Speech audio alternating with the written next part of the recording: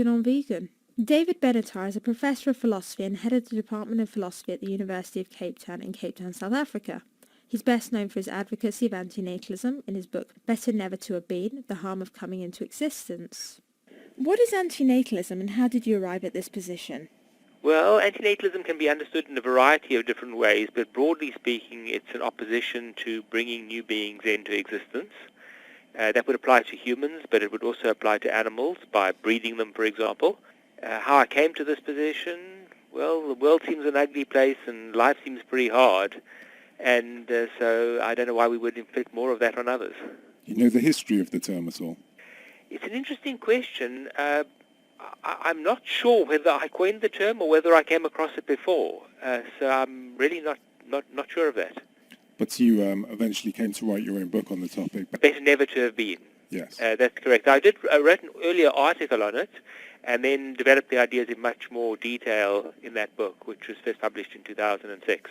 So human societies could be said to be hugely pro-natalist, and there's such some question whether you are serious or just having fun with a ludicrous concept, as with the voluntary human extinction movement. Are you sincere on this issue?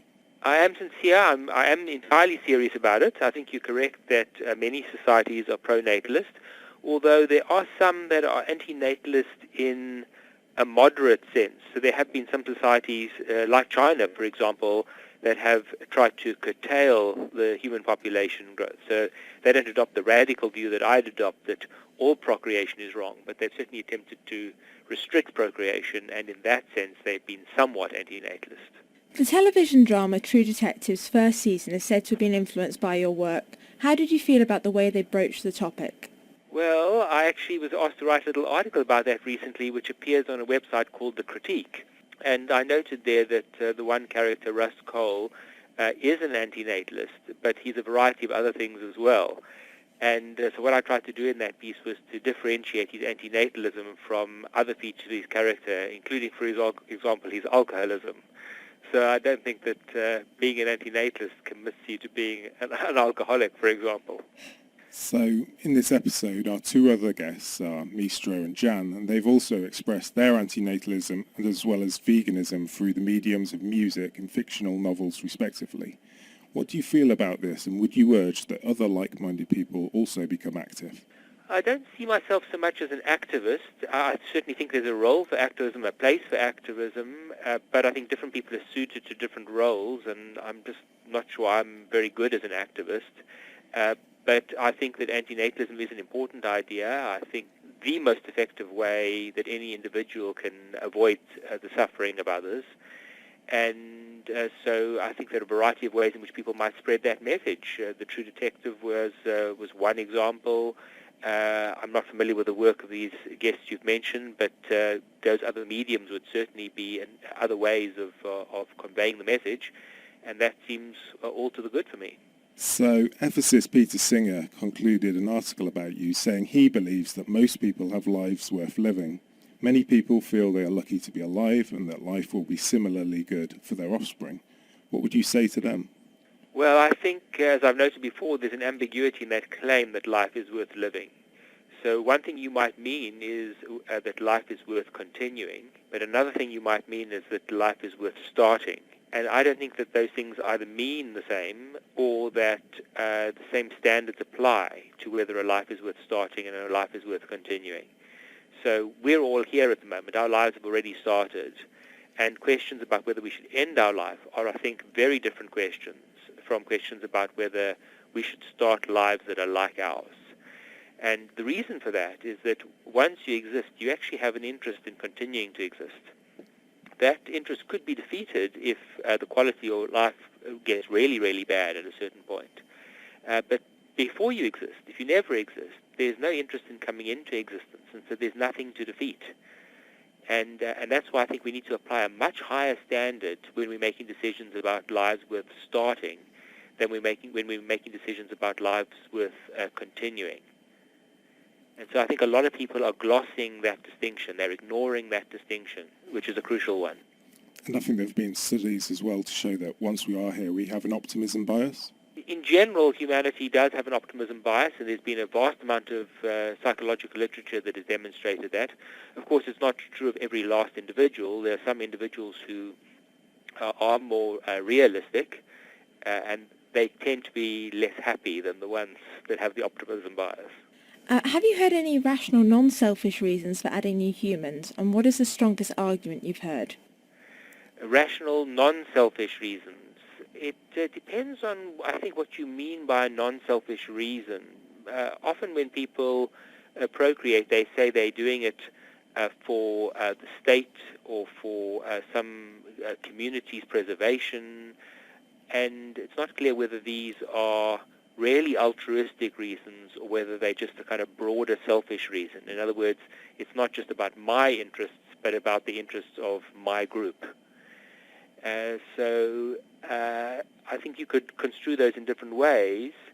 I don't think that breeding in order to continue a community is a good enough reason either. I mean, I certainly understand the desire that people have for their communities to endure through time, for there to be new generations practicing communal practices and continuing communal ways of life. But I'm really not convinced that those would outweigh the immense suffering of the people who are brought into existence. I certainly don't think that we can be non-altruistic in terms of bringing somebody else into existence. In other words, I don't think that we benefit the person who we bring into existence. I think that person is always, in fact, harmed. So have you encountered any arguments that you believe to be quite strong or that stumped you temporarily? There have been a range of arguments. They tend to have, the better ones, let's put it this way, tend to try to justify some kind of optimism. And I think there are serious arguments. It's not like they've worried me in the sense that caused me to doubt the antinatalist position, but they've certainly required careful counter-argument. And I think that's a pleasing development because the initial responses to the book were very dismissive, very perfunctory, very unfair, and there are still many of those sorts of responses, ones that are ad hominem, they attack the author rather than the arguments. And so when one does get serious arguments that try to engage one, I think that's a good thing, and where I can, I've tried to respond.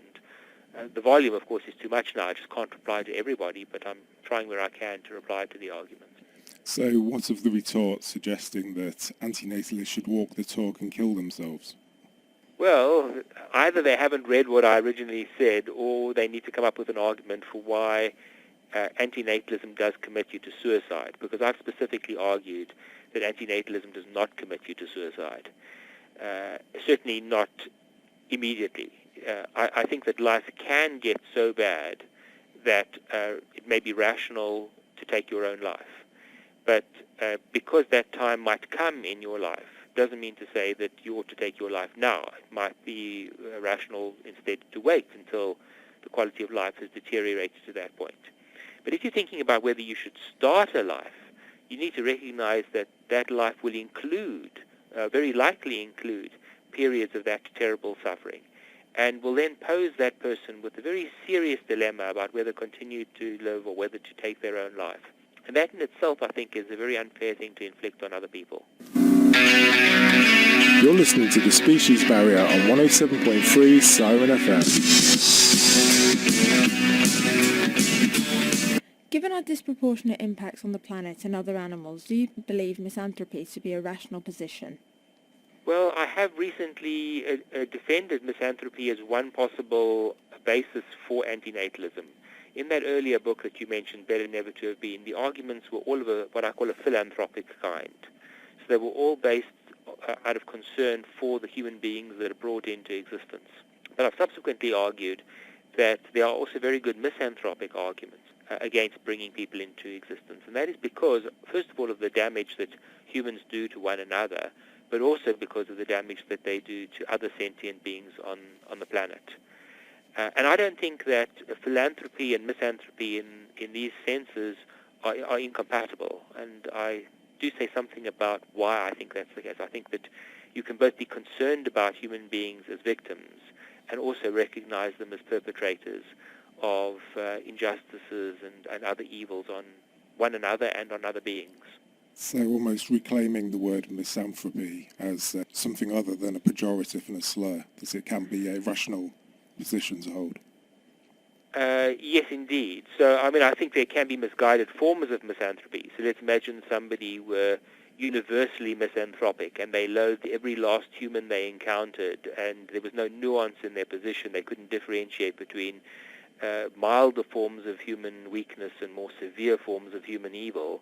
Then that would be a form of misanthropy that I would not defend. But I do think that humans are a destructive species, and we need to recognize that. We need to be a bit more humble about that. Even when we try to minimize the impact, the negative impact that we have on the world, it's very hard for us to get it to zero. You took place in the South African TED Talk event, Should Meat Be Off the Menu? What are your thoughts on humans breeding sentient animals into existence in order to exploit and kill them? I think it's an absurd and evil idea. I don't know how anybody could justify bringing a sentient being into existence in order to inflict suffering on it and then to take its life so that you could derive pleasure from eating its flesh. I've heard lots of arguments, as I'm sure you have, for why this is acceptable, but it just seems to me to be a patently evil idea. So you're a vegan, are you? I am. People often want to ask, do you live by these principles? And imagine I didn't. I think the arguments would stand by themselves, but I am in fact a vegan. So what are your thoughts on veganism and how we generally impact other animals? Well, there are a host of negative ways in which we impact on other animals. They're obviously via the food industry, where we are producing, sometimes reproducing, breeding these animals and then treating them badly and then killing them. Even if we look at the fish in the ocean, which are harvested, we haven't bred those, but we inflict immense suffering on them. There's immense suffering in the research industry. Via our impact on the climate, we are negatively affecting both humans and animals.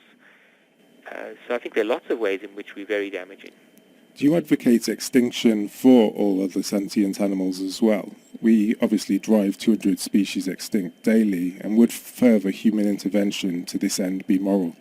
Well, I draw the distinction between different ways of bringing about extinction. So I'm all in favor of extinction via non-procreation, but I'm not in favor of extinction by killing. So I don't think we should go around killing large numbers of human beings. I don't think we should go off killing animals in order to make them extinct. But non-procreation is, I think, the right route to extinction. So I'm not worried about a planet that does not have any sentient life. In fact, I think a planet of that kind would be much better than a planet like ours, which is just filled with suffering, both human and non-human animal. So I'm not worried about extinction per se, but the means may be worrying. So we've established that it might be wrong to breed domesticated animals into existence, but would you advocate sterilizing free-living animals, for example?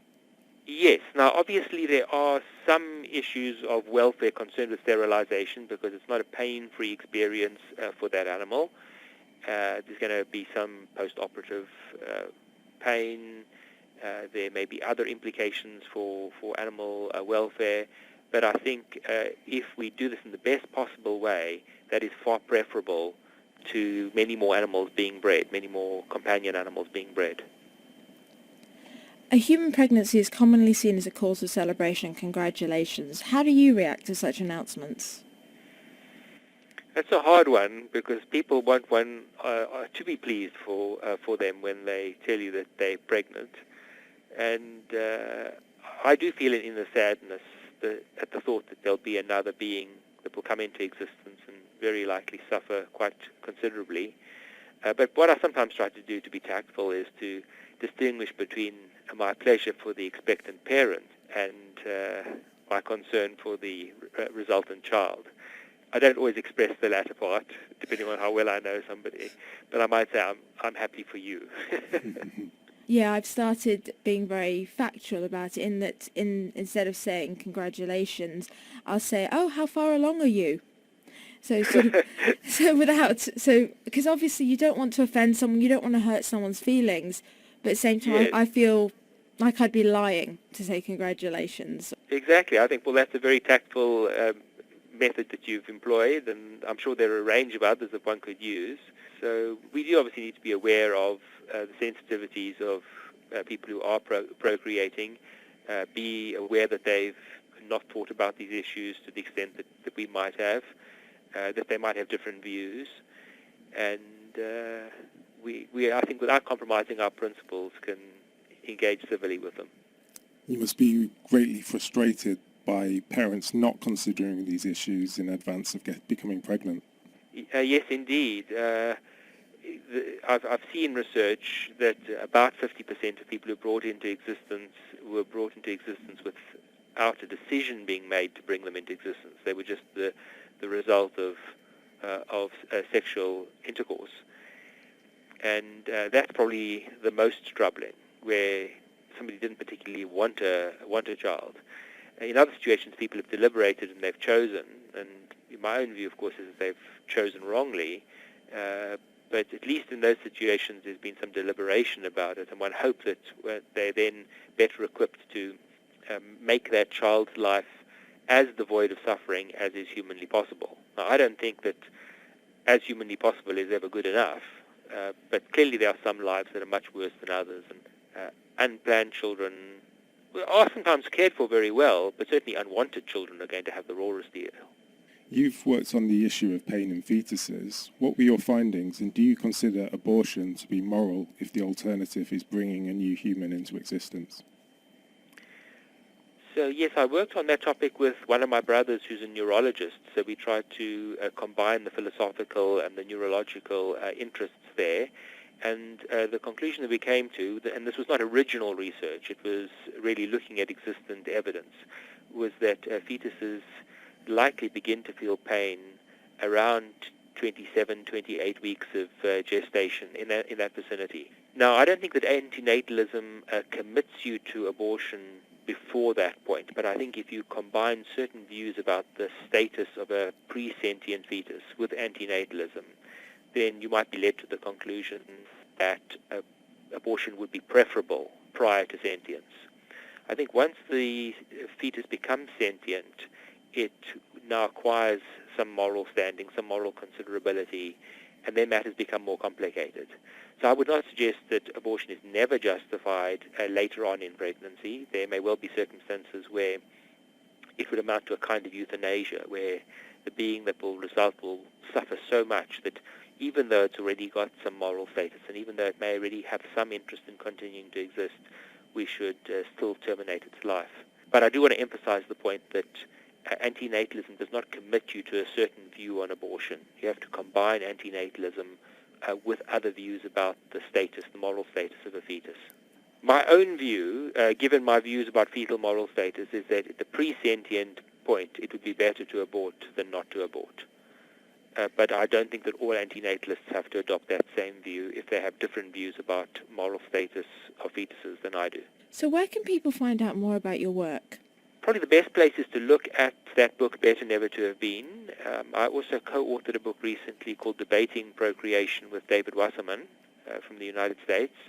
I write half of the book in which I defend the antinatalist position, and he writes the other half where he argues against me. So there you could see some of the arguments for the contrary position. There are also some more popular pieces that I've written about antinatalism for those who don't want to wade through a full book. And I believe those can be found on a website linked to my name on the philosophy department at the University of Cape Town website. So there have been various pieces, I think, in like the Philosopher's Magazine and other places. One other thing I should say is that in the book Better Never to Have Been, I do give a kind of reader's guide where I tell the reader which parts could be skipped if you wanting to avoid the more technical arguments. Is there anything else that we haven't mentioned that you'd like to go into? No, I think you've asked a lot of great questions, and thank you for your interest. Inspired by Benatar is rapper Mistro. Here is Your Lullaby.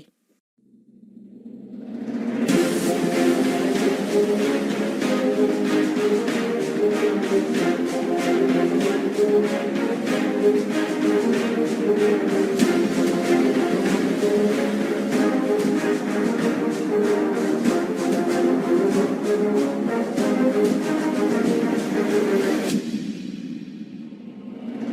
dear child, this song is for you. You won't be able to hear me, but if you only knew that I love you enough to make you see in the dark, to not push start on your fucking lifeless heart, you will never exist. Thank me forever, I showed you more respect than all parents ever, by not imposing life upon your quiet soul. And you spared me the sin of being a father, like rusting coal.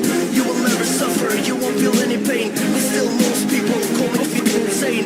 You will never die in a horrible way, but still most people hate me for making you stay. But I know it's the right decision and it's all for you, so you don't have to be born to live and suffer too. And as long as you don't exist, you're forever free. I hope you're happy where you are, I know I would be. You will never live, you will never die. Keep sleeping, this is your lullaby. You will never suffer, you will never cry. Keep sleeping, this is your lullaby. You will never live, you will never die. Keep sleeping, this is your lullaby. You will never suffer, you will never cry. Keep sleeping, this is your lullaby. Think of all the children that are born today, born from silence to chaos and decay. You won't be one of them, so you're the lucky one. It's like a lottery that you must have won, but keeping you safe is only common sense. Think of the pain you won't have to experience, all the horrible sweet you won't have to see. Take it from someone who's seen it all, someone like me. There's no better way to love our children, protect them, than by not creating them, you respect them. There's no better way to embrace the human race than by not procreating in the first place. And you will never become another addition, you're a tiny part of our own extinction. And the sooner we ban the whole concept of birth, the human race will vanish from the earth. You will never live, you will never die. Keep sleeping, this is your lullaby. You will never suffer, you will never cry. Keep sleeping, this is your lullaby. You will never live, you will never die. Keep sleeping, this is your lullaby. You will never suffer, you will never cry. Keep sleeping, this is your lullaby.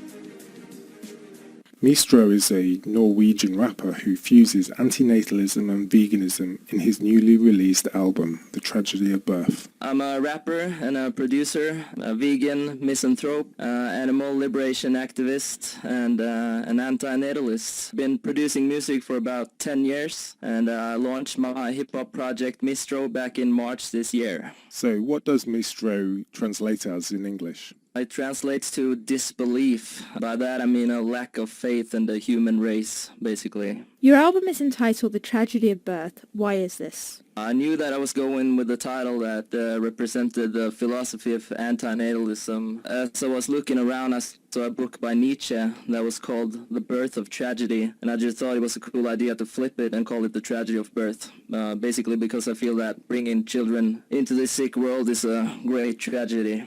So yes, Your Lullaby and Every Cradle, which are songs on the album, speak the harms of reproduction. My dear child, this song is for you. You won't be able to hear me, but if you only knew that I love you enough to make you see in the dark. What was your pathway into antinatalism? At an early age, I started visiting sites like the ync.com and documenting reality. Uncensored news sites that shows you videos from accidents, executions, and so on. So after watching a ton of that stuff, I started questioning how anyone could bring a child into a world like this. I was actually an antinatalist many years before I knew that there even was a word for it. Then I read the book Better Never to Have Been by David Benatar, which really goes into detail as to why it's wrong to procreate. And for me, the winning argument has always been the fact that there is no consent from the person being born to enter into existence. And for that reason, I've always compared childbirth to rape, basically. And I know that sounds harsh, but most people in general are never okay with forcing someone to do something. And by bringing a child into life, you're forcing this person to live, and it's just not right. Yes, and then I suppose that they would say once you're here, you want to carry on because of an optimism bias.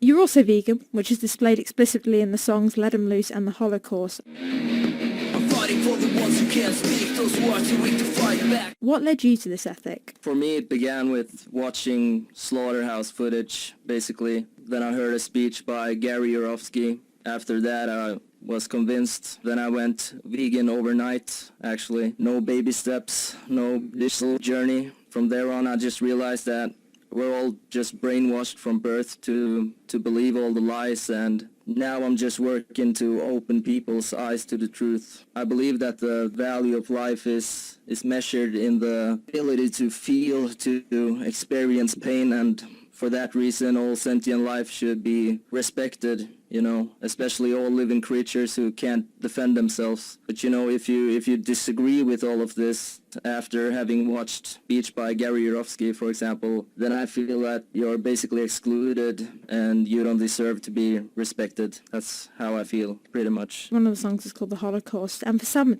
they get very offended over that. I just feel that the people who find this comparison offensive are the ones who view animals as less worth than us. Like I've said, I believe we're all equal, and for that reason it's a fair comparison, I think. Not only that, but I honestly think that the animal holocaust is far worse than any crime committed against the human race.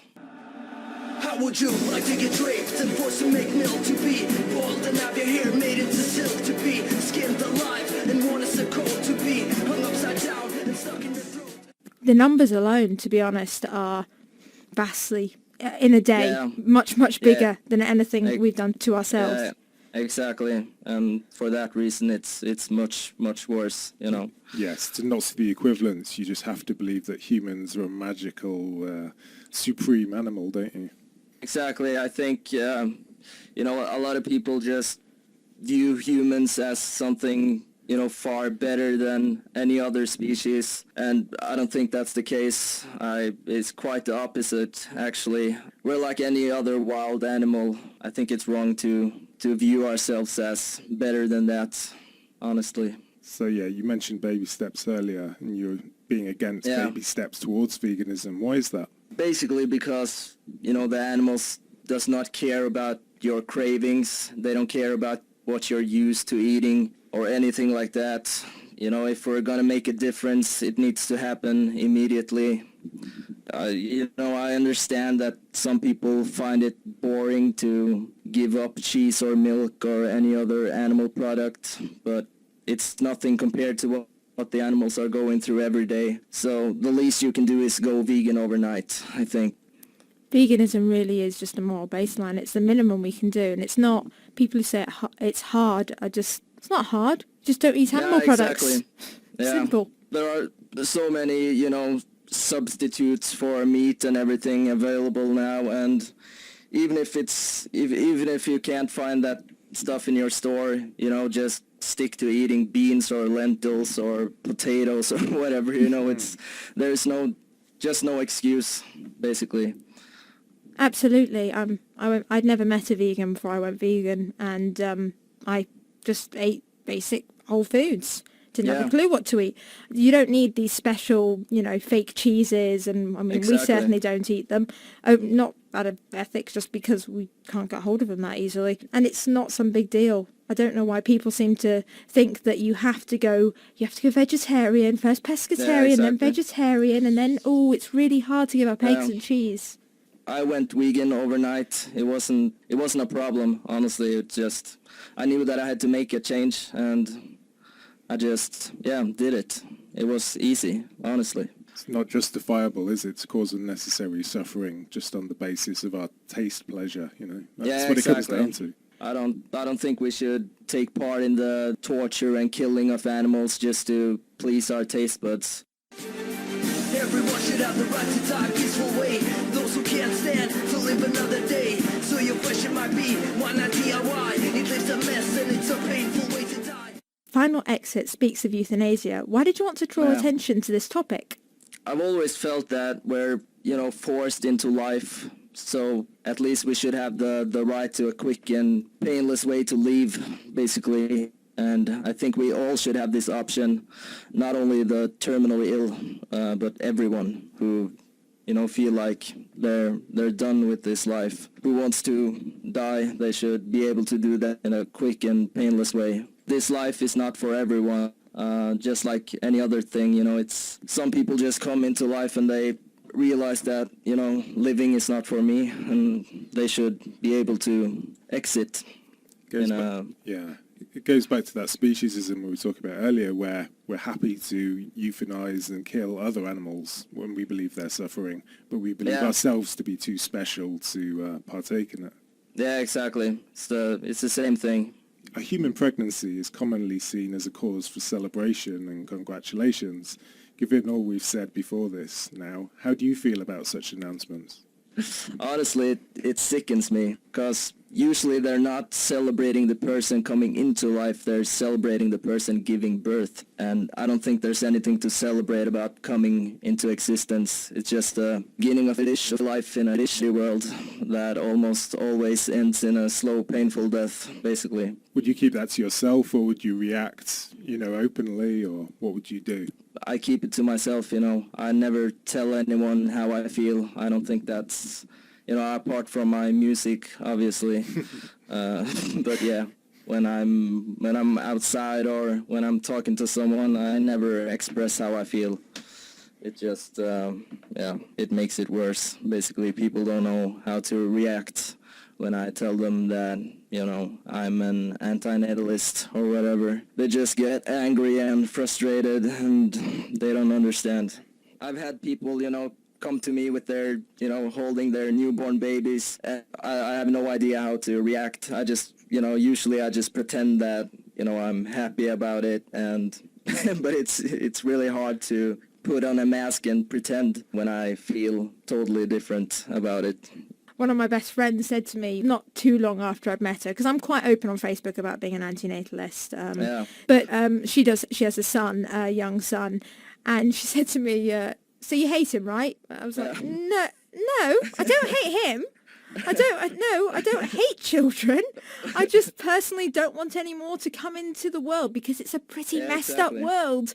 Once they're here, I'll take care of them and help them. I just don't want them to have to deal with the resources and competing with other humans. It's actually the contrary, isn't it? It's a very compassionate thing to do, and you're concerned with their suffering. You feel sorry for this new person being thrown into the existence. Yeah, exactly. And I think that a lot of people think that antinatalism means, hating children or hating babies, and it's not about that at all. I mean, I don't have anything against kids. I just have something against bringing them into life. So for me, it has a deep root in, just a sympathy for people who are suffering, basically. Yeah, on this radio show we cover environmental stories as well, so we're forever seeing really bad projections for the future, and it's going to be really bad. It's going to be very chaotic. Yeah, exactly. And it's like, what have these people done any research into the conditions of the future when they decide to add a new human into existence? Getting a driver's license requires so much work.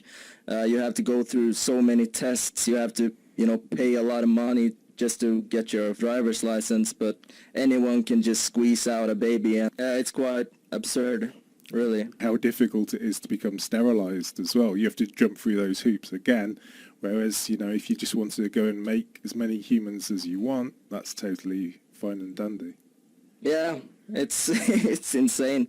I don't know how it's over there, but in Norway you have to wait till you're 25 years old. You have to, go convince your doctor that it's the right thing to do, and everything. So it's really hard to get a procedure like that done. 25 is not bad compared to UK. We're talking 35 or 3 kids. Normally 2 or 3 kids. There's no way. I've mentioned it to my doctor a few times, and she looks at me as if I've grown a second head. So and I'm 25. That's quite bad.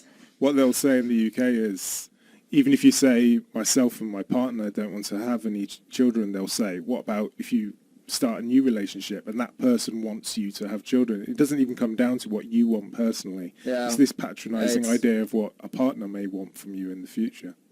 Yeah, it's insane. I don't get it. It's total insanity. So you're clearly very critical of humanity. Do you think misanthropy is a rational position? Yeah, absolutely. I honestly don't see how anyone can feel differently.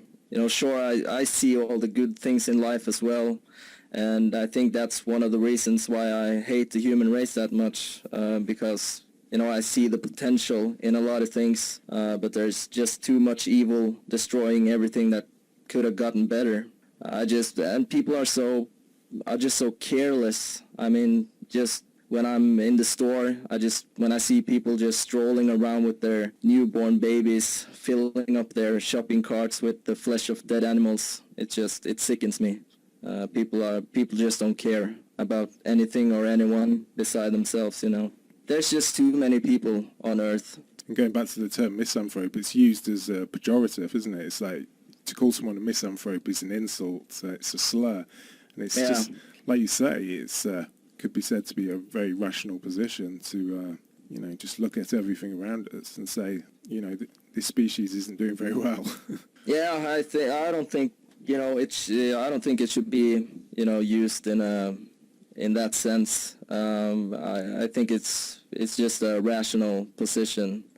I mean, sure, you can close your eyes to everything that's evil, but, you know, once you've opened your eyes and, you know, just looked at everything around you, I don't see how anyone can feel differently about our tragic race, basically. Yeah, so with so many issues to address, do you see your music as a form of activism? Yeah, absolutely. I think it's a good way to spread the message, and you know, I'm inspiring and encouraging everyone to go vegan and look into antinatalism and you know, take direct action against the enslavement, torture, and killing of any animal by any means necessary. I think it's a good way of spreading the word. It's in a very infectious art form as well, isn't it, music? Whether you're chanting a chorus or anything else, you know, it's the kind of thing that can bore its way into someone's head. Yeah, exactly. I think that, you know, from my experience, the vegan community has, you know, supported me after I released the animal rights songs, and some of those people are looking into antinatalism, and the antinatalists, some of them are going vegan now, so it's, you know, it's working out. So where can people find out more about you and hear the new album? My official site at the moment is facebook.com/Mistro Hip Hop. You can buy my album, The Tragedy of Birth, at Amazon, iTunes, or any other digital store. Jan Smitowicz is the author of novel Orange Rain. He also brings themes of veganism and antinatalism into his work. Hi Jan, can you tell us a little bit about yourself and your work? My name is Jan Smitowicz. I'm 30 years old. I'm a novelist. I wrote my first book at age 17 and got a degree in English literature and creative writing at University of California, Irvine, which is in conservative Orange County. And that's about the time that I started becoming aware of issues, environmental, human rights, animal rights, all kinds of stuff. I went vegetarian at age 20 and vegan at age 21, so 9 years ago or so now. And I've written 7 or so books. It's hard to say. My first one published was last year. Orange Rain actually was the 4th book that I wrote. First one published, but that's pretty common actually. I'm vasectomized. I think overpopulation is really the root of all bad things in the world. Got vasectomized at age 25, so 5 years ago now. The story and the plot always comes first for me in my writing, but I always try to infuse the plots and the stories with elements of social justice. I mean, I'm disabled too, and I've had 5 knee surgeries, and I have a chronic pain disorder. And so writing is really my borderline sole form of activism. I have to inject everything I write with an element of social justice, but I believe that the story always comes first, and then you know, add the social justice or tailor it to include social justice elements. But my debut novel, Orange Rain, definitely covers a lot of ground in a very short amount of time. Everything from PTSD, the spraying of Agent Orange in Vietnam, and the effects of it on the people of Vietnam and on American soldiers, and continuing to this day, and then everything from racism to the patriarchal rape culture that we live in. I've read the book and it's very good. I would say it's got the animal rights message in there as well. I would also say Right. you even get round to some antinatalism in there, don't you? To be honest, at first it was a selfish thing, and then it just became the hardcore environmental thing. And it just boggles my mind that with all these things, and you can't claim ignorance anymore. Maybe 30, 40 years ago, maybe. You could look away, you know what I mean? It was there, and people who were smart got it. But now there's just absolutely no denying that but if you're aware of what's going on in the world, there is absolutely no justification whatsoever for having children of your own. I mean, it's literally the most selfish thing you can do, and also just really messed up because there are children already here, and most especially with people who are environmentally or in terms of animal rights, you know, conscious. It's like we talk so much, you know, adopt, don't shop. Well, guess it's like Sarah Silverman, another comedian, heroine of mine. It's like she says, there's, you know, you got your dog from the shelter. Well, you know, there's shelters for humans too, right? You know, so it's just this, you know, it's like you're adding another mouth to feed when there's already mouths that need feeding here now. So it's really, I've come to just see it as obscene, to be honest. And I think it's important that antinatalists be clear about. There's such a stigma against criticizing anybody's choice to have kids. That's one of the things we need to do, is break that stigma of, oh, your baby's so cute, you know, oh, what a precious little. No, okay, we need to break this stigma of just grin and bear it kind of thing. You know, I think there's a lot more of us out there, and I think it's growing more and more. You know, about 50 years too late, but it is growing, and we need to start talking about it more and more, because change starts with talking about it. The worst thing that we can do is be silent and look the other way. We have to talk about it. We have to make people think about it. We have to force them to think about it, and that's what I try and do with my writing. Yeah, like you said, there's so many powerful reasons behind the antinatalist position, and I think a lot of the problems people are trying to deal with and talk about miss out a huge component by avoiding the population taboo, don't they? How would you react when somebody comes to you and tells you that they're pregnant and they want the congratulations that everyone else is giving them? How would you react?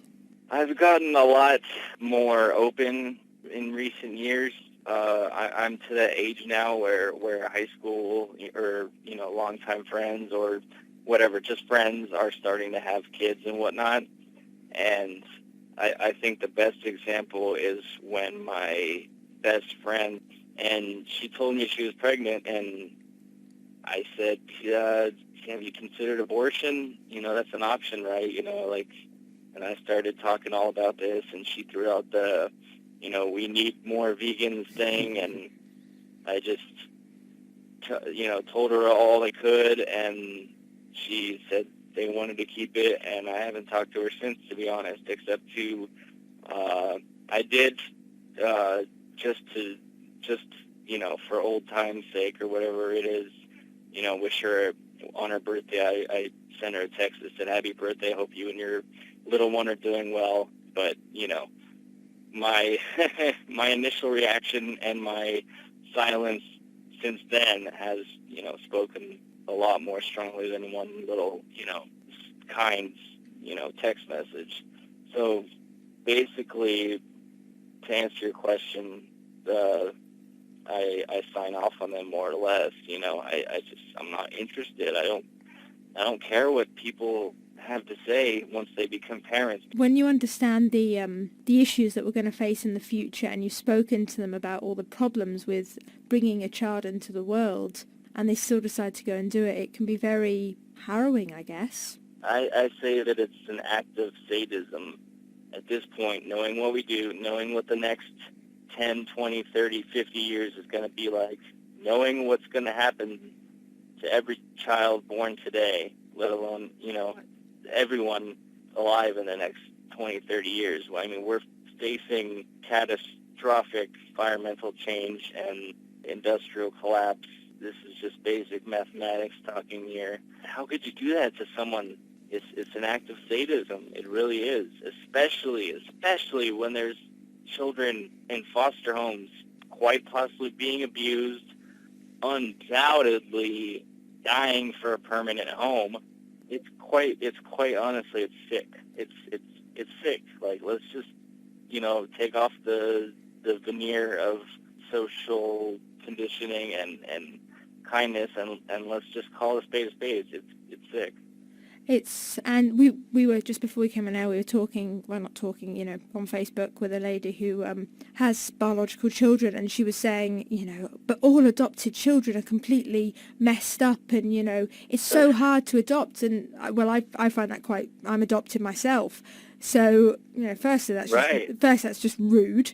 And secondly, it's a complete and utter lie. It's like saying every animal in a rescue shelter's messed up. They're not. One of my dearest friends, Luke, he was born of a crack-addicted white trash, I guess, person, and he is one of the most kind-hearted, beautiful souls I've ever met in my life. I mean, he's literally, quite literally talked me down from the top. He's one of the people that I call when I'm in that place where I don't want to live anymore or something, and he'll talk me down. And he was born, his mom was addicted to crack, okay? So, and he's one of the most amazing people I've ever met. So it's total fallacy to think that they're damaged somehow and that your genes are somehow magically superior. Look, the gene pool is so polluted at this point after this many generations. We're all messed up. Yeah. Adopted kids are no more messed up than your own kids are going to be. Exactly. There's no guarantees on how their own are going to turn out. They're always taking a gamble. Always. There's no guaranteed outcome. Absolutely. Hi, this is James Lightning Wilk, vegan and winner of the Ultimate Fighter. You're listening to Saria on Siren 107.3 FM. In your book, you've got a really interesting bit about baby strollers. Would you be able to read the text out for us? So this is from my debut novel, Orange Rain. It's about 2/3 of the way through. Writing this, I'm thinking about how strollers actually do resemble bulldozers, both in form and function, and how they have a directly proportional economic relationship. The more baby strollers needed, the more bulldozers will be manufactured to clear wild lands and make way for the suburban housing development and the agricultural fields necessary to support those endless, shrieking little fish factories and their offspring ad infinitum, until the only wildlife left will be the imprisoned mimics in zoos, until the ocean is so choked with pollution and shit that you can walk from Los Angeles to Maui on a bridge of floating plastic garbage, until the tap water is so toxic that you have to use reverse osmosis and UV rays on shower water just so your flesh doesn't erupt in chloracne. The warehouse residents understand. Human breeding is counterproductive to the goals of the revolutionary activist, but it's also counterproductive, to put it mildly, for everyone, for the very continuation of life on Earth. Why is it so hard for people to understand? Why is it so hard for people to see that reproducing is in nobody's best interest? It hurts everyone, and I do mean everyone. well as obviously being an antinatalist, you're also vegan. Why did you become vegan? I became vegetarian first when I saw my then roommate in sophomore year of college gut a live fish, a fish still gasping for oxygen, and he gutted him or her from head to tail. And for the first time, honestly, really in my life, I made that connection between a meal and somebody's life, and the scales tipped, you know what I mean? And I said, okay, I have to try to be vegetarian, and I knew nothing about it, nothing. I mean, like less than nothing about it. Okay, I had met like one vegetarian in my life, and so I tried it, and my grandma said that told me that it's actually healthier, and I said, huh? You know, I mean, really just unforgivably ignorant about it. But then, so after that, I tried it and found it to be very, very positive and life-affirming, and gave me courage to do things that I never thought I'd be able to do. Like, I went to New Orleans twice after Hurricane Katrina and did relief work, and it may sound strange, but I would have never gone if I hadn't gone vegetarian. It just opened up this whole, it just blasted my universe open. And then I just kind of, I knew nothing about the cruelty of the dairy and egg industries. I kind of just ideologically, it clicked that I should at least, if I believe that animals have rights to bodily integrity, that I should at least try to go vegan. And I tried, and I'm still going. 9 years later, I guess the experiment worked out. So, and it's kind of, I just always find it funny, because usually most people, you know, they hear about the cruelty of dairy and eggs or whatever, and then they go vegan out of a moral feeling of obligation. I went vegan before I think I'd met maybe one, maybe two vegans in my life. I knew I was friends with no vegetarians even, let alone vegans at the time. Now I'm surrounded by nothing but vegans, but it's changed a lot in the last 9 years. Like you people who don't know wouldn't believe. I went vegan on an ideological basis, and then a couple months in, then I learned that dairy and eggs were cruel. So it's kind of strange, you know, way to go about it, but I just saw it as being ideologically consistent with vegetarianism's aims or goals, or whatever you want to call it. And I definitely try and infuse all of my writing with at least some elements of animal rights. Oh, that's brilliant. It's quite similar to me. I'd never met a vegan when I went vegan, and I'm not sure. I think I'd met one vegetarian. So it's, you know, it can seem quite a big thing, whereas nowadays, like you, I'm surrounded by vegans, and it seems quite strange. You know, my Facebook's just full of vegans, and now it's more strange for someone within my circle not to be vegan than to be vegan. It's, I went plant-based, similar to you, before I knew what ethical veganism was, really. But with me, it was kind of like a yuck factor. I found the idea of eating a chicken's ovulation disgusting, and the natal fluid from a cow, and just all these ideas were just disgusting to me, so I just gave them up, basically. And then later on, by being in this position of, you know, what would be a so-called vegan diet, the word vegan came to me, but and so did the ethics. But originally, I was just disgusted by the interesting. Yeah, the milk and eggs. That's kind of funny, because I stopped eating eggs like 5 months before I went vegetarian because it grossed me out, and then somebody convinced me that it wasn't gross, I guess, and but it was, yeah, it's even when I was eating meat and you know, milk from a cow, like I say, you know, it's gross. You know, there's a picture I just posted on the Facebook that shows an egg coming out. It's like, are you kidding me? You're going to put that in your mouth? You know what I mean? It's gross. It's truly, once you take the blinders off, there is just so much in this world that is absolutely repulsive, morally, aesthetically, just repulsive. And it's hard.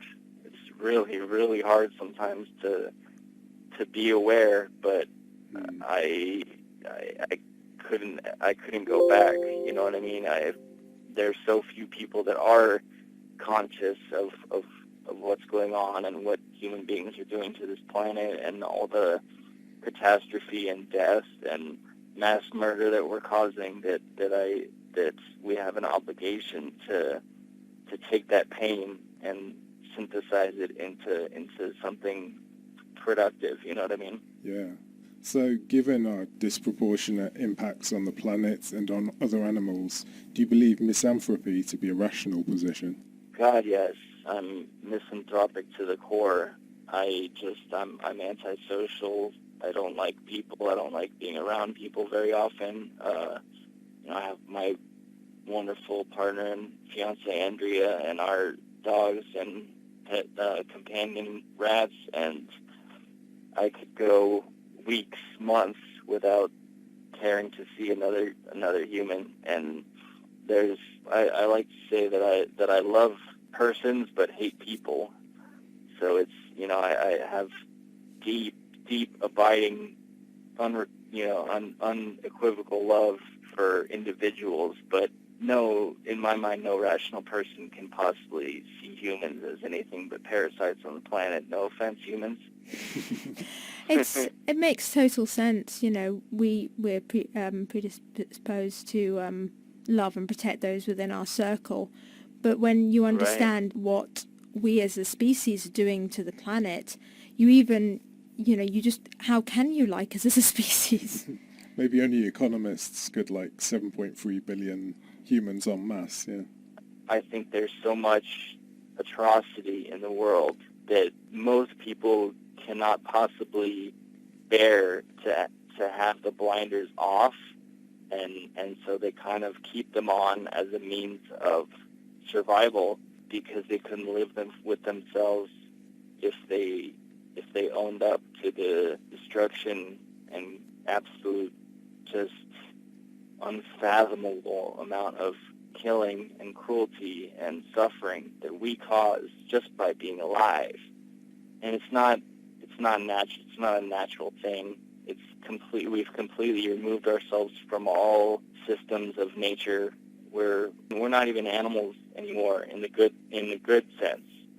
You know, I think we've completely removed ourselves from nature, and it's driven us insane, and that's pretty much what it comes down to me. We're surprised that mental health issues are soaring when we're so disconnected from nature, and we are animals, and yet we live in these buildings, and we go to work in a city, and we pass nature if we're in a car. We're around a number of people that we're not evolved to be around. Like Jan was talking about earlier, right. He likes to be in solitude, but we were evolved to be in small tribes, and nowadays we're in this mass society, and it's just way too overwhelming, too much stimulus. What projects have you got coming out in the future?